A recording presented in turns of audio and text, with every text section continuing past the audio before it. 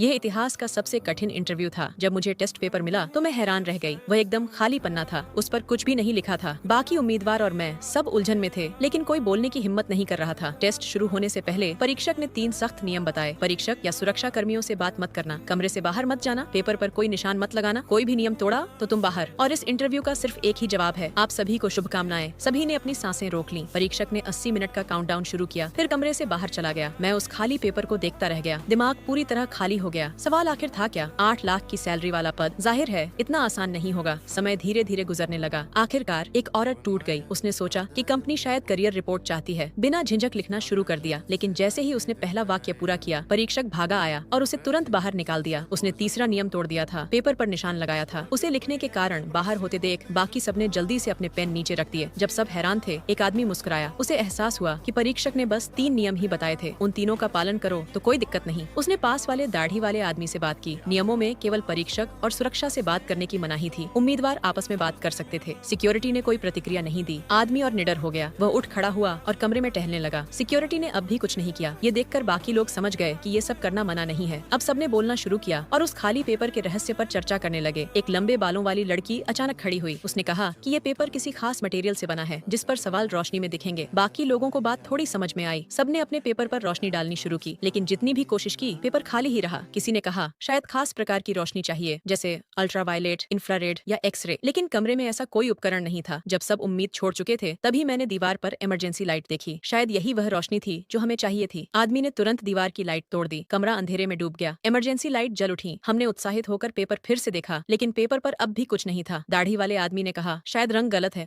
कमरे में और भी लाइटें होनी चाहिए। चश्मा पहनने वाली लड़की ने दीवार पर बुझी ट्यूबें देखी। हमने जल्दी से सारी इमरजेंसी लाइटें तोड़ दी। कमरा नारंगी रोशनी से भर गया, लेकिन पेपर ने फिर भी कोई निशान नहीं दिखाया। सिर्फ 60 मिनट बचे थे। आदमी ने अंदाजा लगाया कि पेपर किसी खास सामग्री का बना है। उसने बाहर की गई औरत का पेपर लिया और पेंसिल से उस पर लिखने लगा, लेकिन कोई सवाल प्रकट नहीं हुआ। वह हार मानने को तैयार नहीं था। उसने तरल पदार्थ आजमाने की ठानी। पेपर को 2 हिस्सों में फाड़ा। एक हिस्से पर किसी ने लार लगाई, दूसरे पर पेशाब से टेस्ट किया। पेपर पूरी तरह खराब हो गया, फिर भी कुछ नहीं दिखा। मैंने देखा कि एक चश्माधारी आदमी ने अब तक न तो कुछ कहा था, न उठकर कुछ किया था। जब हम उसके पास गए, उसने रहस्यमय लहजे में कहा जवाब पहले ही बोला जा चुका है, लेकिन कोई नहीं समझ पाया कि उसका क्या मतलब था। वह आदमी पूरी तरह आपे से बाहर हो गया। उसने कहा कि कंपनी हम सबके साथ खेल खेल रही है। 8 लाख की सैलरी का लालच सिर्फ मजाक था। लेकिन चश्मा पहनने वाली लड़की असहमत थी। उसने कहा कि उसने कंपनी के बारे में रिसर्च किया है। वे कार्य क्षमता को बहुत महत्व देते हैं। उन्हें तुरंत प्रतिभाशाली लोगों की जरूरत है।